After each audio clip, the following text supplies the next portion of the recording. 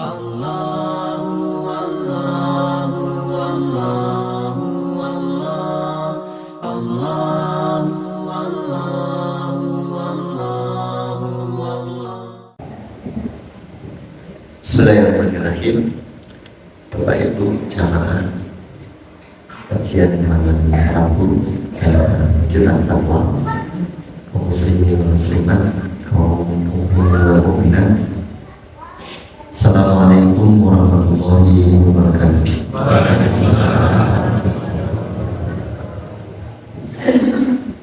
Alhamdulillahirabbil alamin. Hamdan syukran thayyiban mubarakan fi kama yuhibbu rabbuna wa yarda. Asyhadu an la ilaha illallah iyyahu na'budu wa iyyahu nasta'in wa asyhadu anna Muhammadan abduhu wa rasuluh. Allahumma shalli ala sayyidina Muhammadin wa ala alihi wa ashabihi wa man tabi'ahum bi ihsanin ila yaumiddin. Amma ba'du. Puji dan syukur kehadirat Allah Rabbul Alamin atas segala nikmat yang Allah karuniakan kepada keluarga beliau. Semoga keluarga panjenengan tergolong orang-orang yang pandai bersyukur. Salah satunya tanda orang yang pandai bersyukur adalah la tuti'u masjud mu'tarib, selalu sujud di hadapan Allah Subhanahu wa taala. Alhamdulillah keluarga panjenengan sampun menunaikan kewajiban di menjelang malam, yaitu sholat maghrib berjamaah. Semoga dicatat sebagai amal terbaik bagi kita semuanya di hadapan Allah Subhanahu wa taala. Jamaah yang dirahmati Allah, pada kajian malam hari ini saya ingin mengawali dari surat Al-Mulk.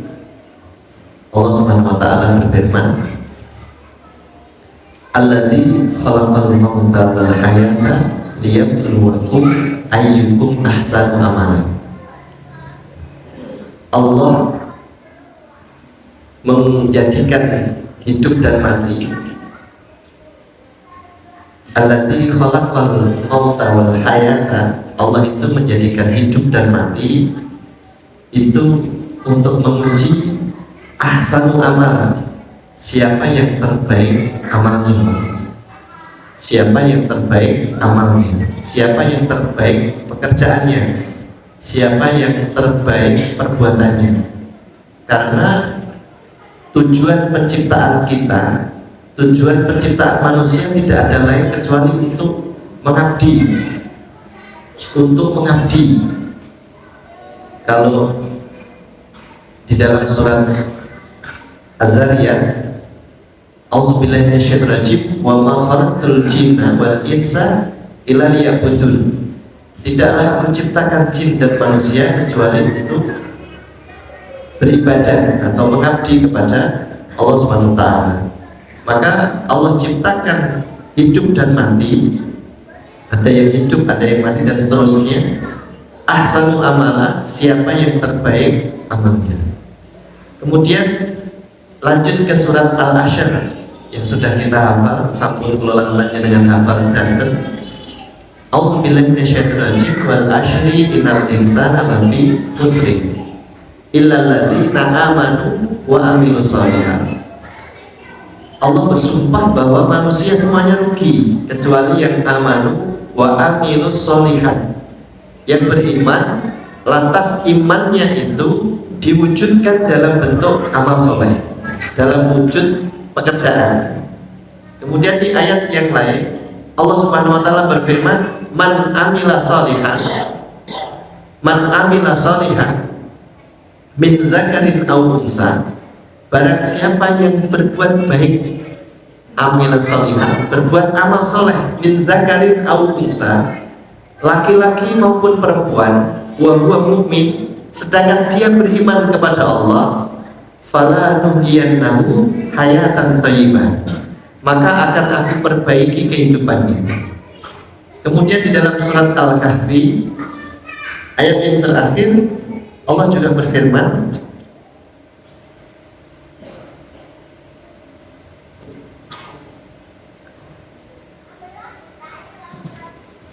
A'udzubillahi minasyaitonir rajim, Qul Innama ana basyarum mislukum yuha ilayya annama ilahukum ilahu wahid faman kana yarju liqa'a rabbih falyamal amalan shalihan wa la yusyrik bi ibadati rabbih ahada.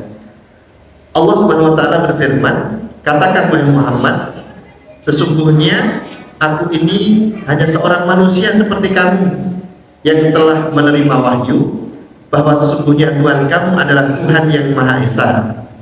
Faman kana yarju liqa'a rabbih, maka barang siapa mengharap perjumpaan atau pertemuan dengan Tuhannya, falyahmal amalan sholihan, maka hendaklah mereka mengerjakan kebajikan, wala yusyrik bi ibadati rabbih ahadan, dan kerjakanlah amal yang soleh dan jangan menyekutukan Allah Subhanahu wa taala.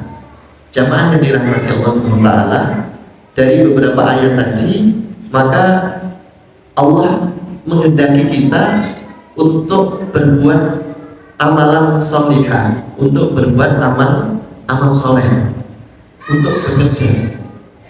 Maka ada orang yang bekerja hanya untuk dunia, dan ada orang yang bekerja untuk akhirat saja, dan ada orang yang bekerja untuk dua-duanya, untuk dunianya dan untuk akhiratnya.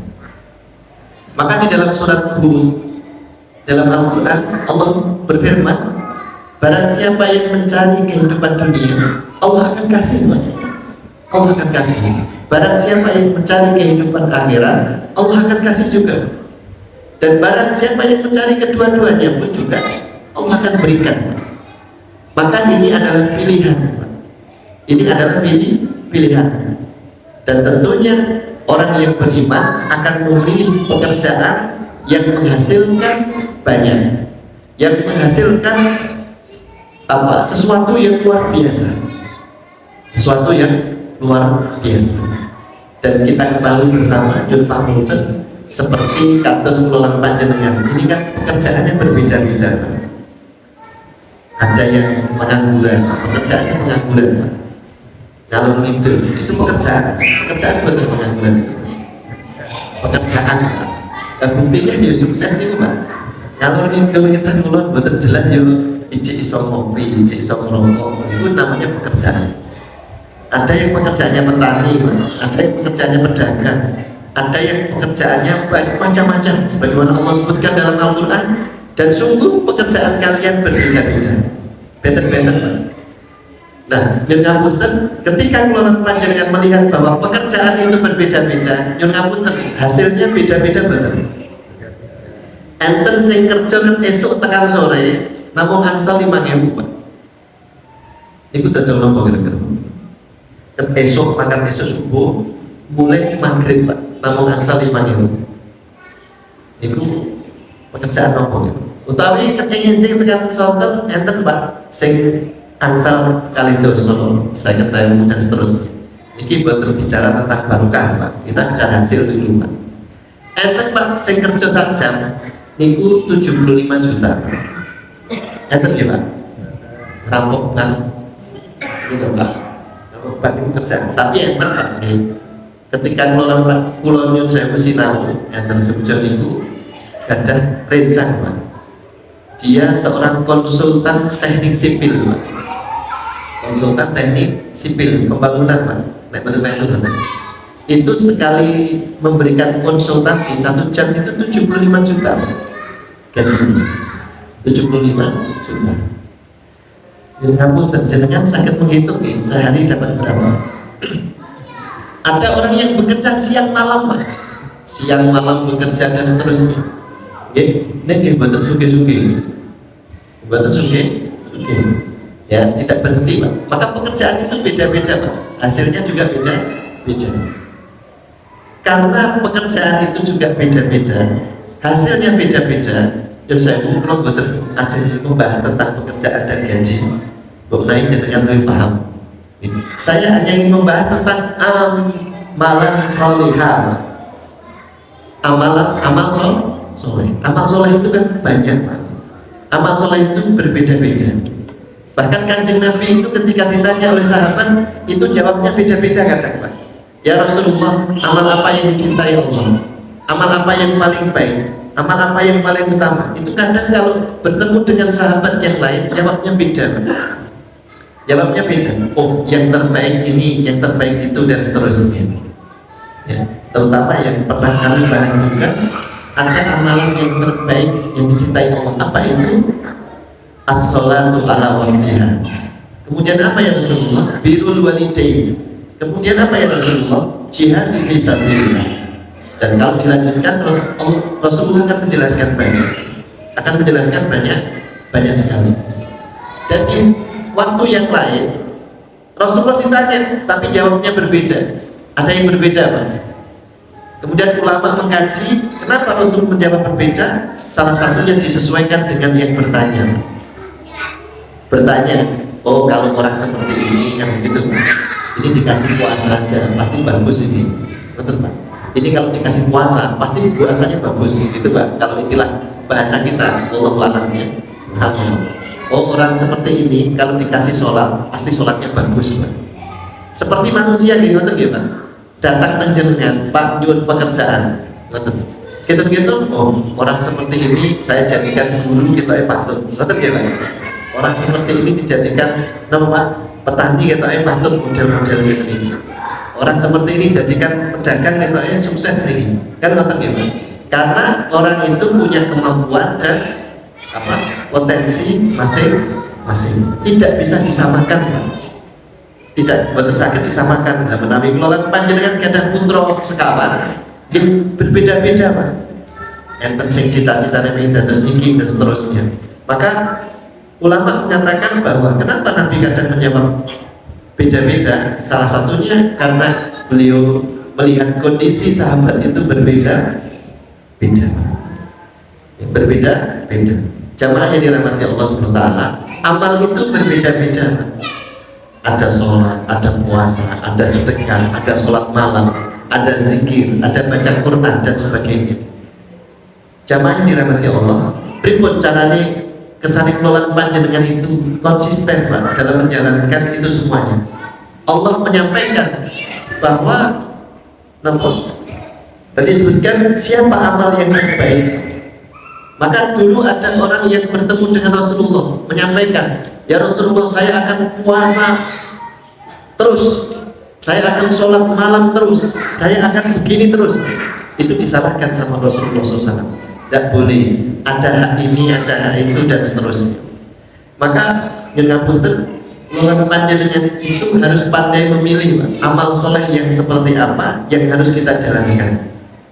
Namanya memilih. Kalau dalam bahasa fikih namanya prioritas.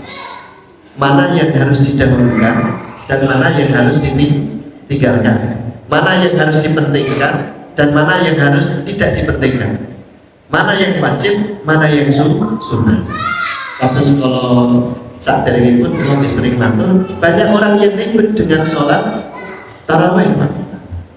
Sedangkan dia tidak pernah sholat wajib. Nah ini keliru. Ini keliru. Ribet dengan sholat tarawih, ribet dengan masalah yang mubah atau masalah yang sunnah, tapi yang wajib ditinggalkan. Maka di dalam hukum, dalam fikih, Pak, ada namanya fikih aulawiyat kalau dalam bahasa yang lain, atau fikih prioritas Pak. Bagaimana kita mendahulukan amal agar mendapatkan yang lebih besar tadi Pak. Sama-sama bekerja Pak, kalau pekerjaan tadi yang satu dari pagi sampai sore, mohon maaf dapatnya sekian, tapi ada orang yang bekerja cuma 1 jam dapatnya melebihi yang 1,5 hari tadi. Sama dengan seperti itu. Maka pernah Nabi Musa alaihissalam minta kepada Rasulullah, minta kepada Allah SWT, ya Allah, saya minta zikir yang paling baik, zikir yang paling bagus. Kemudian ucapkan la ilaha illallah. Kemudian Rasulullah, Nabi Musa alaihissalam katakan, ya Allah saya pengen yang hebat. Bahasa kita ini Allah, subhanallah, saya pengen yang lebih, itu semua bisa ya Allah, saya pengen yang luar biasa. Langsung dibantah oleh Allah.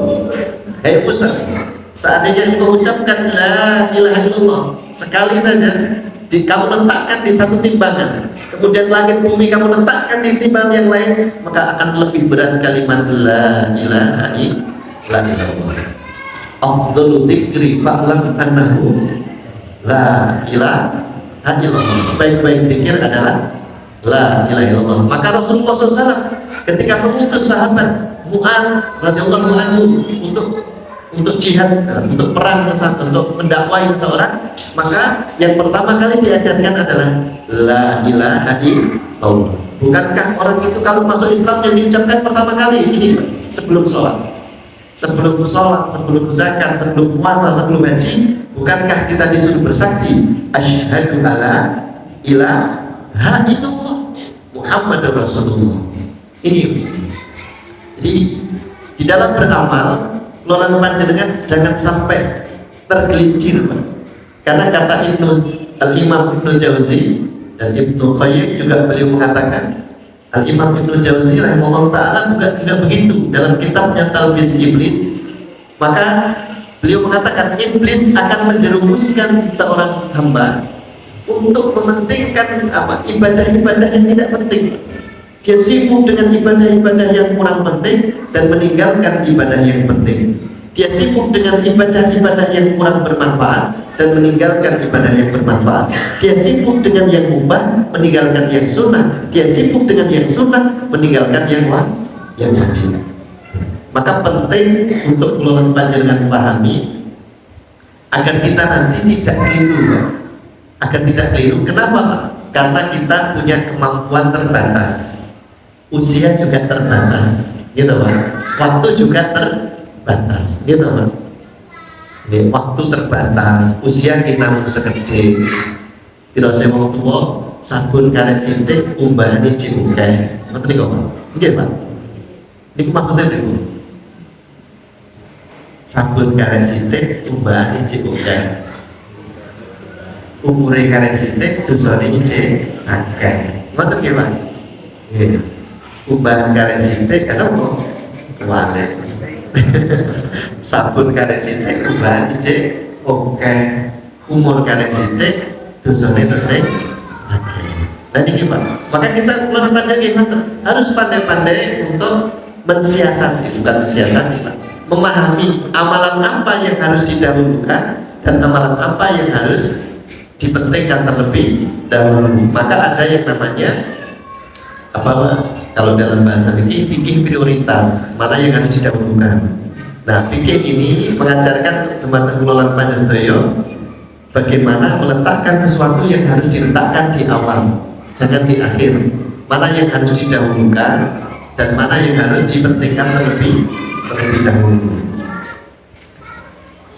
Bapak Ibu jemaah yang dirahmati Allah Subhanahu wa taala, yang pertama, kelolaan panjenengan harus mendahulukan ilmu di atas amal, Pak. Jadi kelolaan panjenengan harus mendahulukan apa? Antara ilmu dengan amal harus didahulukan dengan apa? Ilmu terlebih dahulu. Fa'lam annahu la ilaha illallah. Ketahuilah, namanya ketahui berarti ilmu dulu, Pak. Fa'lam annahu la ilaha illallah. Ketahuilah bahwa tidak ada Tuhan selain Allah. Kalau ilmu tidak diketahui, kemudian sholat, lantas sholatnya untuk apa? Sholatnya untuk apa? Bukankah sholat itu menyembah Allah?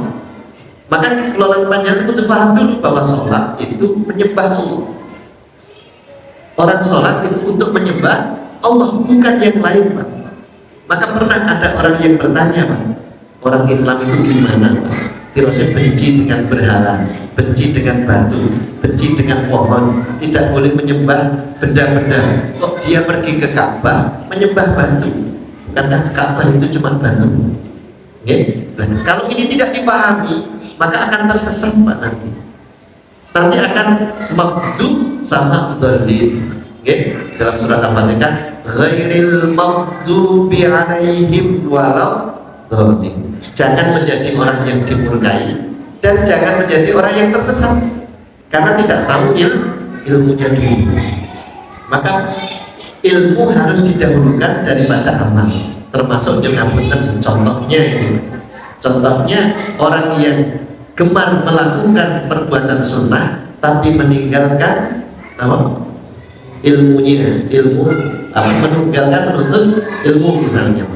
Karena ilmu itu harus didahulukan, ya, didahulukan. Jadi seperti ini Pak, majelis seperti ini ya, subhanallah, semoga Allah ridhoi. Seperti ini adalah salah satu bentuk usaha kula panjenengan sedaya untuk memahami sebelum beramal.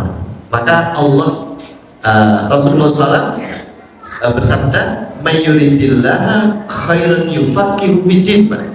Barang siapa yang dikehendaki Allah menjadi orang baik, maka yufaqih.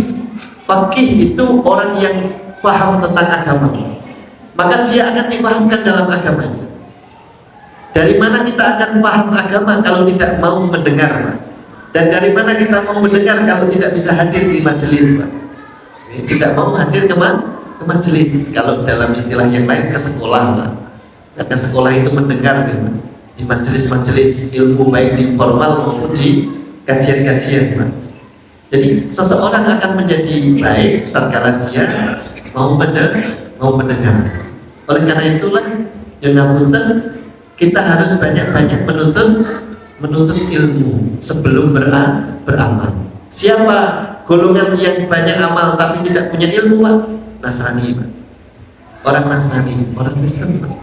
Itu beramal tapi tidak berilmu. Beramal tapi tidak berilmu. Kalau nanti ditanya, yang penting iman, yang penting yakin, betul Pak?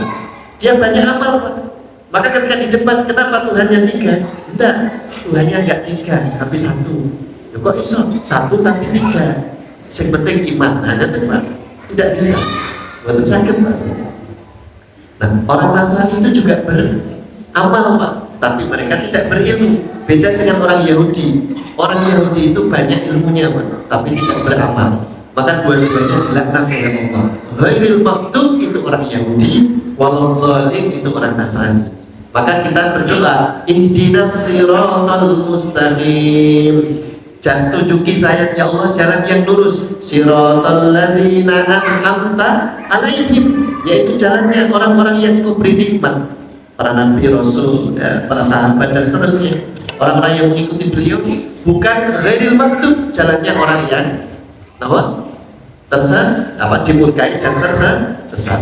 Mohon maaf Bapak Ibu yang dirahmati Allah, kalimat Al-Fatihah tidak menyebutkan ghairil Yahudi wan Nasrani. Artinya Pak, tidak, ayat ini tidak khusus untuk orang Yahudi, walaupun ulama menafsirkan ini Yahudi dan Nasrani. Orang Islam bisa seperti itu, sakit nonton Pak, dia beramal tapi tidak berilmu, atau berilmu dan tidak beramal. Kalimatnya seperti itu, Pak. Kalimatnya ghairil maghdub, yang dimurkai. Nah, tafsirnya memang Yahudi dan Nasrani, tapi tidak disebut Yahudi dan Nasrani. Artinya orang mukmin, orang Islam, orang Islam itu bisa terjerumus ke dalam hal seperti itu. Jadi dia banyak beramal tapi tidak berilmu. Kalau ditanya mengapa jenengan beramal itu, yang penting yakin, betul. Yang penting ya yakin. Nah, ini ciri khas orang Nasrani. Kamu kok tahu ini tahu itu? Ya, disini aku tahu, misalnya gitu, betul Pak. Disini aku tahu, aku wis tahu sholat, kalau dereng sholat, kisah ini sholat saya begitu. Wis tahu sholat itu berarti sholat, betul. Betul. Wis tahu ngaji, Pak. Saat ini pun buatan ngaji. Aku tahu sholat, aku tahu ngaji, dan seterusnya. Jadi ilmu dulu harus didahulukan daripada amal. Maka yang pertama, ayat turun yang pertama itu bukan untuk sholat, Pak. Tidak disuruh sholat, kanjeng Nabi. Tidak disuruh zakat, tidak disuruh puasa, tidak disuruh haji, Pak. Tidak disuruh sedekah, tapi ikra itu membaca, Pak. Dan membaca itu bisa dengan telinga, berarti dengan mendengar, bisa dengan mata, berarti melihat, bisa dengan hati, berarti dengan merasakan Pak. Qul huwallazi ansha'akum wa ja'ala lakum sam'a wal absara wal afidah qalilan ma tashkurun. Dan dialah Allah yang menjadikan telinga sebagai pendengaran, mata sebagai penglihatan, hati sebagai perasa. Qalilan ma tashkurun, tapi hanya sedikit yang mau bersyukur Pak. Jadi yang berfungsi itu telinga dulu Pak, kemudian baru mata, kemudian baru hati Pak. Kalau ini kalau sampun matur, kalau panjenengan nek gadah bayi Pak, bayi itu kalau lahir yang berfungsi pendengarannya dulu Pak. Penglihatannya tidak bisa, belum berfungsi Pak. Nanti kalau sudah umur sekian, baru penglihatannya berfungsi. Hati belum bisa Pak, merasakan tetangganya, merasakan orang lain belum bisa. Ini lari-lari kecil ini kok jadi sakit rasanya, naik gonceng, naik rame, itu ganggu, itu jadi sakit rasanya. Oke? Karena dia masih kecil, layu-layu terus begini, jadi sakit rasanya Pak. Soalnya dong, hatinya belum berfungsi, belum bisa merasakan. Cupi dengan sing rame-rame ngoten. Tadi uncali apa Pak? Pak Sak. Saya Pak. Cupi jenengan layu-layu terus begini. Jenengan sakit banget. Buatan soalnya gak ada rasa. Oke Bu, kan buatan ini rakyat-rakyat ini buatan sehingga ini saya ribut Pak. Dan terus keluaran pada yang pertama pendengaran Pak yang berfungsi. Maka kalau keluaran panjenengan dewasa seperti ini, itu tiga-tiganya sudah berfungsi Pak. Tiga-tiganya sudah berfungsi, sam'a wal absara wal afidah. Kok tiga-tiganya berfungsi dalam bersyukur, ucapan menika sumbung bukmun umyum falu layar jin. Dua beripat rati delengke, dua kuping rati ngomongke, dua hati rati ngrasake. Mantap Pak. Jadi sumbung itu tuli Pak, tuli. Lo nek kali lanare wani jawabke Pak, nek kali bapak-bapak hormat. Tuli Pak, tuli niku nek basa Jawa no. Lah bisu Pak, nek bahasa Arab napa sumu bukmun umyum fahu napa buta, buta itu bahasa Jawa napa gini kok gini. Dan mereka napa umyun fahu layan sini, tidak punya rasa, tidak punya hati, tidak punya napa rasa Pak.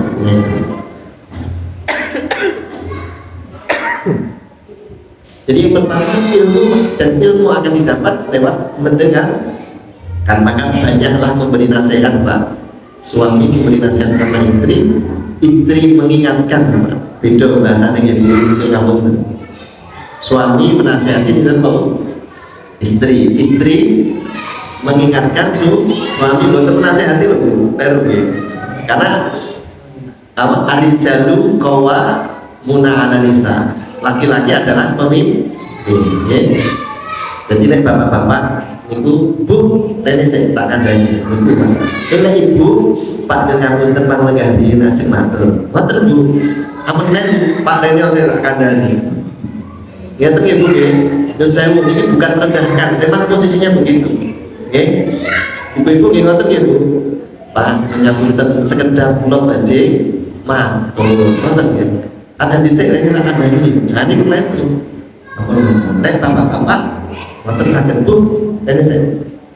Bapak ya anak ketika, sebentar Pak ya ketika gitu. Boleh bantu, niku Pak. Karena arijalu qawwamuna ala nisa. Jadi ada posisi-posisi tertentu kan tertentu. Oh itu benar. Ilmu kayak gitu, sumpah. Ilmu dulu Pak. Ilmu akan diperoleh ketika keluarga banyak mau mendengar. Maka banyak memberi nasihat Pak. Sedino, dino terus Pak, diberikan nasihat terus Pak, sampai nanti dia melihat. Dan nasihat yang terbaik itu adalah apa? Sing sakit dirasake Pak. Nek gur swara itu paling memang pertama Pak, tapi paling apa? Paling persentasenya itu mendengarkan itu paling apa Pak? Paling sidik Pak, berhasilnya paling sidik. Sing nomor loro niku nek nonton Pak, niku rada oke hasilnya. Le kok rokok, lah bapak yang merokok. Nah itu penglihatan Pak. Nah, orang yang mendidik dengan penglihatan itu biasanya apa? Lebih cepat diterima. Nah, yang paling berhasil itu nek sakit dirasakan. Maka Bapak Ibu, kalau kita ingin mendidik, mendidiklah yang sakit dirasakan. Yang sakit dirasakan. Contohnya yang ngapunten, Kanjeng Nabi pernah diminta izin sama seorang pemuda. Ya Rasulullah, apa? Saya minta izin berzina. Oh, betul Pak. Calon tekan Kanjeng Nabi, jalur izinan berzina. Niku sami kali maling yang kantor polisi jalur izinan rampok bank Pak polisi, aku ajak rampok bank mangkei surat izin kan gitu. Dan ini kan laki-laki datang, Nabi yang cerdas Pak. Nabi niku beliau seorang manusia yang cerdas Pak. Maka beliau mengatakan, kowe duwe Mbakyu gadah Kanjeng Nabi, duwe ibu masih tesih gesang, duwe adik perempuan gadah, duwe pokoknya yang perempuan itu. Bagaimana perasaanmu? Loh, ngoten Pak. Perasaanmu kalau dia dicintai orang, ya pulau mesum. Nah, semoga juga kami kalau mencintai orang lain, maka orang yang orang tadi dan keluarganya dan orang istri tidak akan rindu. Ini nasihat terbaik. Jadi nasihat yang terbaik ini kaki apa Pak? Rasa Pak. Gitu. Ya. Terus mungkin yang nasihati Pak Bu lereng ini itu lihat itu adik itu lihat nangis itu kalau jatuh kayak gitu coba adik bisa merasakan aku nak rosok Bu nah nggak ngomong mungkin berarti itu delegatan nomor rosok sakit pakai rasa itu cara menasihati yang paling baik. Maka mendengar dulu kemudian melihat kemudian baru merasakan. Jadi yang pertama diprioritaskan ilmu dulu, mengetahui dulu lewat 3 jalan tadi, baru kemudian beramal. Diketahui dulu ilmunya begini, pulangan panjenengan kenapa harus rukuk Pak? Kenapa harus sujud Pak? Kenapa harus wudhu dulu Pak? Itu dipahami Pak, sehingga pulangan panjenengan paham Pak. Kenapa jenengan harus banyak-banyak melangkahkan ke masjid Pak? Oh ternyata setiap langkah kakinya, kaki kanannya menambah pahalanya, derajatnya, kaki kirinya mengulangi dosanya. Jadi mungkin yang masjid untuk ini, kan? Kenapa harus wudhu dulu? Masya Allah, wudhu menghapus dosa. Ketika berkumpul-kumpul dosa mulutnya tadi Pak, yang ada di mulut keluar bersama airnya. Ketika membasuh muka gimana? Membasuh kaki dan seterusnya. Dipahami wudhu sehingga wudhunya tidak akan sembarangan Pak, akan menikmati wudhu. Ada orang yang wudhu memakai sam'a, memakai kapsul, memakai afidah, gitu Pak. Ada orang yang kalau anak kecil itu wudhunya pakai apa? Sam'a, lu tak wudhu pipik, nah itu buat ngaji rosok. Tapi kalau wudhunya pakai rasa ya dinikmati Pak, dibasuh gitu. Harus beda Pak antara wudhunya anak kecil sama orang yang sudah berilmu. Maka ilmui dulu sebelum beramal. Ilmui dulu sebelum beramal agar tidak tersesat Pak. Keliru cara beramalnya salah. Cara beramalnya salah karena tidak memahami ilmunya. Kemudian yang kedua, mendahulukan kualitas daripada jumlah atau kuantitas, mendahulukan mutunya, mendahulukan saya ini baiknya daripada jumlahnya. Termasuk ini Pak, sinten sing duduk di majelis ilmu membahas satu materi, kemudian dia paham, kemudian diamalkan, lebih baik daripada sholat sunnah 1000 rakaat. Sholat sunnah 1000 rakaat. Berarti kualitas lebih diutamakan daripada kuantitas. Sami-sami sholat Pak. Ketika ini Nabi pulangan panjenengan sami tadi sholat sholat maghribnya sami ya? 3 rakaat sami, bacaannya sami. Tapi apakah sama pahalanya di hadapan Allah? Bukan Pak, berbeda. Ada yang khusyuk, ada yang setengah khusyuk, ada yang tidak khusyuk. Karena ketika takbir Allahu Akbar, iblis sudah mulai menggoda, mulai mengingatkan mau begini, mau begitu dan seterusnya. Maka kualitas lebih diutamakan dari kuantitas, atau mutu lebih didahulukan daripada nama jumlah. Contoh ketika sedekah nih ngoten Pak, sithik ikhlas itu lebih baik daripada banyak tapi tidak ikhlas. Ning iki ampun tinggi dasar terus sithik terus. Kok dalile sing penting ikhlas. Ngoten. Niku jame mati niku Pak Sam. Niku pun jan mati niku. Kula boten saged ngontrol. Jam itu. Batu regane pinten Pak? Saya Pak Sam. Ya, kalau ngaji boten jam ini boten saged Pak. Ada setiap kali ngaji di mana pun tangan saya dikasih waktu berapa? Cukup ngoten Pak. Biasanya sampai jam pinten. Kesane kok saged wonten kurang 5 menit, kurang 2 menit karena itu. Bisa jam pinten Pak? 50. Dasar menit. Terus niki aku tinggi dalil nggih, sithik sing ikhlas. Kan ngoten nggih. Nek saged napa? Kata terikhlas. Dan kalau ingin belajar ikhlas, memang kudu kata. Kudu kata. Setiap Jumatan kok gurune boten meningkat. Nek cara ulur niku ora kembang-kembang. Boten umum. Soale gur cili terus boten berkembang, boten ngadeg gitu. Ya sesuk 2.500. Sesuk meneh 2.600 nggih. 2.650, 700 boten mudah. Nek boten nggih setahun mudah pisan. Oh tahun ini 2.000, tahun besok nek amal napa? Kota infak gitu. 3.000, 2.000, 4.000 sampai tinggal mudah Pak. Minimal meningkat. Masa teman-teman 15 tahun sampai 70 tahun 2.000. Dalilnya terus lagi ikhlas betul Pak. Tapi kan lebih baik apa meningkat. Hebat kami oleh kolam panjenengan. Kalau beramal juga begitu Pak, kesannya kualitasnya lebih diutamakan dibanding jumlah. Ada orang yang rajin sholat duha, ada orang yang rajin sholat malam Pak, tapi sholat wajibnya diabaikan. Ya saya bapak-bapak, sholat terbaiknya di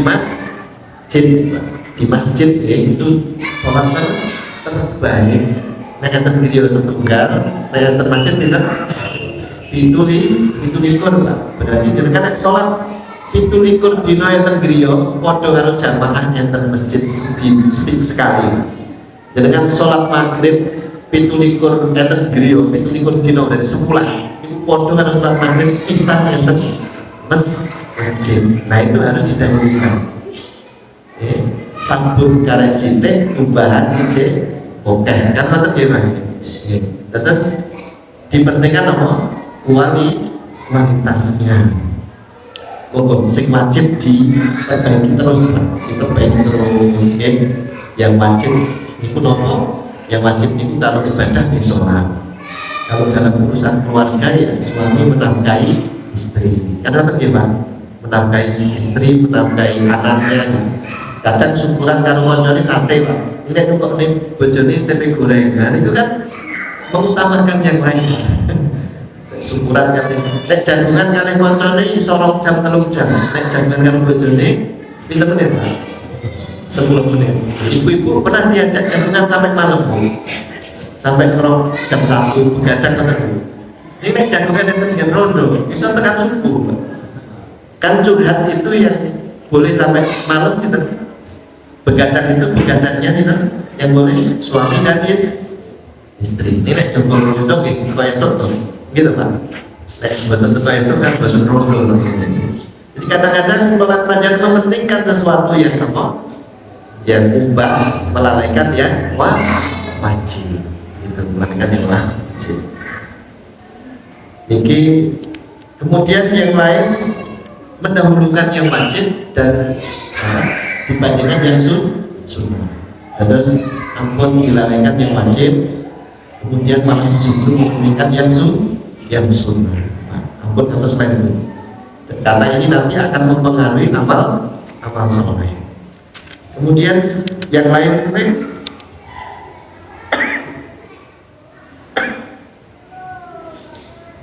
tadi utamakan ikhlas ya Mas. Utamakan ikhlas di dalam beramal. Contohnya Pak, surat apa ini? An-Nahl wa Al-Baqarah. Surat Al-Baqarah Allah Subhanahu wa taala berfirman, "In tubdus shadaqat," jika kamu menampakkan sedekahmu itu baik Pak. Jika kamu menampakkan sedekahmu maka itu baik. Dan jika kamu menyembunyikannya itu lebih baik. Itu lebih baik. Berarti kita pilih yang mana Pak? Sembunyi, tetapi ada amalan memang yang harus bisa disembunyikan, ada amalan yang tidak disembunyikan. Nanti ya, dalil ini jangan dipakai, Pak. Kok orang sholat jamaah di masjid, saya menyembunyikan amal soleh saya. Dan itu iklan tuh. Karena ada amalan yang memang harus diperlihatkan. Contohnya Pak, sholat Idul Fitri itu harus ketok Pak. Ketok. Terus kemudian kurban itu kudu ketok Pak, gitu Pak. Ketok masuk kurban belajar kamar kan betul. Harus kelihatan. Ada amal yang memang harus terlihat, ada amal yang bisa disembunyikan. Maka Allah berfirman, kalau engkau sedekah menampakkan itu baik Pak. Tapi kalau ingin yang lebih Pak, yang lebih maka sembunyikan. Kemudian yang terakhir itu memprioritaskan atau mendahulukan amalan yang sesuai dengan sunnah apa Pak? Ittiba Rasul daripada ibadah yang mubah yang boleh yang lain. Jadi mengutamakan mengikuti sunnah Rasulullah SAW dibandingkan dengan amalan-amalan yang tidak disunahkan. Saya kira itu Bapak Ibu yang dirahmati Allah. Mugi-mugi pekerjaan kelolaan majelis doyo, amal soleh kelolaan majelis doyo itu amalan terbaik. Selama ini amalan terbaik. Terus kelolaan majelis doyo milih jeruk menek tuku suwe gitu Pak. Milih sing apik. Tuku beras nih, nama Pak? Beras sing apik kan ngoten nggih. Tumbas kursi nggih sing apik Pak. Tumbas HP nggih ngoten milih sing apik. Kecuali nek duite mboten nyandak. Bisa tekani, tapi kalau milih nomor-nomor tetap yang terbaik. Sama ketika beramal soleh butuh yang terbaik agar kelolaan panjenengan mendapatkan ridho Allah yang terbaik, yaitu pahala salah satunya.